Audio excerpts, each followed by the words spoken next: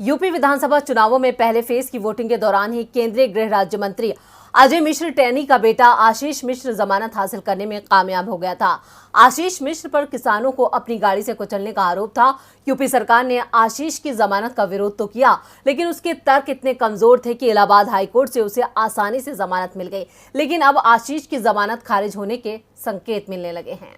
10 फरवरी को यूपी विधानसभा चुनावों के लिए पहले चरण की वोटिंग हो रही थी। तभी खबर आई कि आशीष मिश्र को जमानत मिल गई है।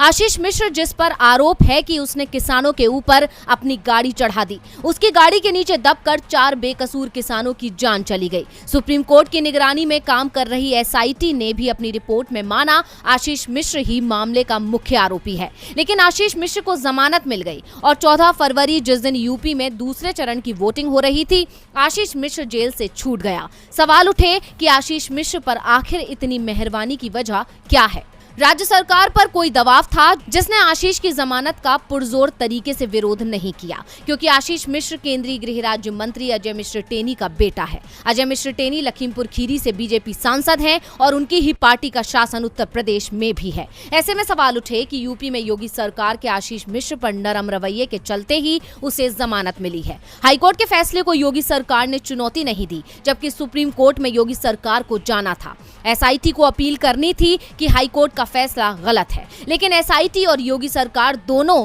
इसी बात से खुश थे कि उन्होंने हाईकोर्ट में जमानत का विरोध किया था और उनका काम पूरा हो गया था। लेकिन ये मामला सुप्रीम कोर्ट पहुंच चुका है और योगी सरकार सवालों के घेरे में है। सीजेआई एनवी रमन और न्यायमूर्ति सूर्यकांत और न्यायमूर्ति हिमा कोहली की पीठ ने यूपी सरकार के वकील से सवाल किया कि निगरानी न्यायाधीश की रिपोर्ट में ऐसा लगता है कि उन्होंने जमानत रद्द करने की सिफारिश की थी। उन्होंने सिफारिश की है कि मिश्र को दी गई जमानत को चुनौती दी जानी चाहिए। आप अपना रुख बताइए। इन सवालों से योगी सरकार बुरी तरह से फंसी दिख रही है। इस मामले में यूपी सरकार ने सुप्रीम कोर्ट में जवाब देने के लिए समय मांगा है। कोर्ट ने यूपी सरकार को सोमवार तक का वक्त दिया है। उसी दिन मामले की आगे सुनवाई भी होगी। लेकिन सुप्रीम कोर्ट की सख्त टिप्पणियों से साफ है कि आशीष मिश्र की जमानत खारिज हो सकती है और वो एक बार फिर जेल पहुंच सकते हैं।